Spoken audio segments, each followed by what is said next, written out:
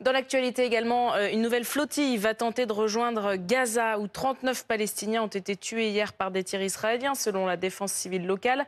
À bord de cette embarcation, une vingtaine de personnes, dont 2 parlementaires de la France insoumise. Leur départ est prévu à 10 h aujourd'hui à Gallipoli, en Italie. Objectif, apporter des vivres et de l'aide humanitaire, alors que l'ONU alerte toujours sur la situation de familles extrêmes là-bas. Bonjour Gabriel Catala, merci d'être avec nous. Vous êtes député Bonjour. LFI à l'Assemblée nationale. Vous partez donc en direction de Gaza, quelques semaines après la tentative très médiatisée de Rima Hassan, eurodéputé LFI, qui finalement avait vu sa flottille interceptée par Israël dans les eaux internationales. Vous vous exposez au même risque d'arrestation que la précédente flottille. Est-ce que vous êtes déjà condamné à ne pas accoster ? Eh bien, nous avons une chance d'arriver à Gaza puisqu'on a beaucoup parlé du Madeleine qui a été très médiatisé, vous l'avez dit, en raison des personnes qui étaient à bord. Mais il faut savoir que la flottille de la liberté, elle existe depuis 2008 puisque le blocus illégal, inhumain et contraire au droit international qui est mis en place par Israël, il n'a pas été mis en place en octobre 2023, mais en 2007. Et donc, le Andala, le bateau sur lequel je me trouve avec 21 personnes, c'est le 37e bateau à partir vers Gaza.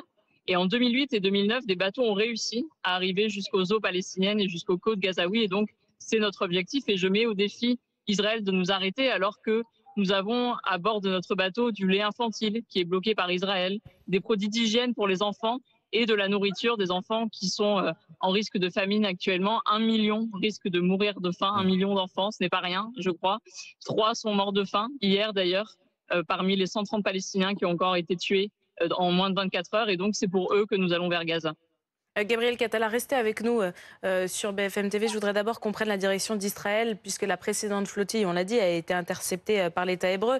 Je voudrais qu'on retrouve notre correspondant en Israël, Stéphane Amar. Bonjour Stéphane, comment réagissent les autorités israéliennes alors que cette nouvelle embarcation repart pour Gaza ? Alors, je me trouve non loin du port d'Ashdod, le port vers lequel avait été acheminé le bateau où se trouvaient Rima Hassan et Greta Thunberg il y a un peu plus d'un mois. Et vraisemblablement, cette nouvelle flottille devrait également arriver vers ici. Il faut bien dire qu'on en parle assez peu ici en Israël, mais que les instructions restent les mêmes pour les autorités israéliennes. Il est hors de question que le blocus soit brisé, qu'un bateau parvienne sur les côtes de Gaza, parvienne à accoster à Gaza. Il y aura probablement, c'est ce que disent les autorités aujourd'hui, une interpellation, si possible dans le calme, comme cela s'est passé avec Rima Hassan et Greta Thunberg. Les images, on s'en souvient, avaient plutôt joué en faveur des autorités israéliennes, puisqu'on avait vu Greta Thunberg souriante accepter des friandises remises par un soldat israélien.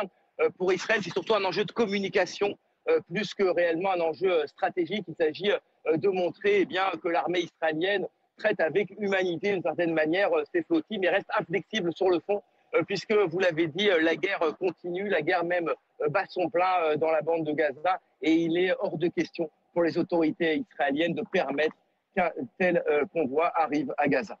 Merci Stéphane Amar, correspondant BFM TV à Jérusalem. Gabriel Catala, vous êtes toujours avec nous, député La France Insoumise. Est-ce que vous avez prévenu le Quai d'Orsay, le ministère des Affaires étrangères? On sait que la dernière fois, lorsque cette flottille à bord de laquelle Rima Hassan notamment et Greta Thunberg y étaient, Jean-Noël Barrot avait déconseillé aux organisateurs de cette flottille d'y aller. Oui, il aura déconseillé d'y aller, mais je crois qu'il devrait surtout déconseiller à Israël de violer le droit international tous les jours, parce que c'est ça le problème. Votre collègue vient de dire que c'est une guerre. Non, ce n'est pas une guerre, c'est un génocide. Et Israël n'a pas traité l'équipage du Madeleine avec humanité. Ils ont été privés de sommeil, ils ont été arrêtés dans des eaux internationales, ce qui est totalement contraire aux traités internationaux en vigueur. Ils ont été privés de nourriture, on leur a donné une nourriture détestable. Ils ont été au début mis dans le bateau pendant plus de 30 heures avant d'avoir le droit à un avocat et d'avoir le droit que leurs différents droits soient respectés. Et donc, Israël peut nous dire que c'est une opération de communication et se moquer de notre bateau qui serait une croisière à selfie ou je ne sais quoi. Mais moi, il me semble qu'on devrait plutôt regarder les soldats israéliens qui prennent des selfies avec des cadavres palestiniens. Parce que regardez tous les soldats qui ont pris des vidéos pour humilier les Palestiniens et pour montrer leurs crimes sans faire l'objet ensuite d'aucune poursuite. Et donc le Quai d'Orsay doit être là pour nous protéger, pas pour nous dire qu'on ne devrait pas faire cette opération, mais pour nous protéger en tant que ressortissants. C'est une obligation, nous sommes 6 Français à bord de ce bateau et la marine française devrait aussi nous protéger. Le ministre Sébastien Lecornu doit nous protéger puisque notre marine patrouille en Méditerranée. Et c'est ça qu'il faut rappeler. C'est trop facile de dire je leur déconseille de faire cela alors que le gouvernement ne fait rien depuis des mois. Le gouvernement n'a pas reconnu l'État de Palestine. Le gouvernement n'a pas mis en place d'embargo sur les armes. C'est le rôle de M. Barrot et de M. Lecornu ainsi que de M. Macron. Le gouvernement n'a pas augmenté l'aide humanitaire. On entend votre appel, Gabriel Gattala, auprès du gouvernement français et notamment des ministres des Affaires étrangères et du ministre des Armées. Aurore Malval, on voit poindre ici en France déjà, alors même que la flottille, cette nouvelle flottille n'est pas partie, des critiques de la part d'une partie de la classe politique qui dénonce soit une opération de communication, une opération de provocation. Il y a aussi au sein même de la classe politique française une fracture concernant cette initiative. Oui, alors c'est vrai que on entend un petit peu moins, je pense, bon, aussi parce que c'est le début, mais c'est vrai que la personnalité aussi de Rima Hassan, lors de du précédent départ de la flottille, cristallisait aussi un certain nombre de critiques, celle de Greta Thunberg aussi d'ailleurs, et cette façon de communiquer qui rappelait aussi des méthodes des influenceurs, beaucoup de vidéos, etc., de messages. Mais c'est vrai que lorsque on fait comme ça une action militante, eh bien c'est évidemment une opération de communication, et je pense d'ailleurs que ceux qui participent à cette Rima Hassan l'avait dit d'ailleurs dans le premier chargement qu'il y avait dans le Madeleine, c'était finalement pas assez pour Gaza, mais c'était une façon de dire, une façon de mettre l'accent sur ce qui se passe là-bas. Le fait de mettre l'accent sur ce qui se passe là-bas et d'attirer une attention médiatique pour justement qu'il y ait une mobilisation plus large. Et on voit bien d'ailleurs qu'effectivement ça a été rappelé que depuis il ne s'est pas passé grand-chose. Les actions justement diplomatiques d'Emmanuel Macron, notamment la conférence pour la reconnaissance de la Palestine, n'ont pas encore vu le jour.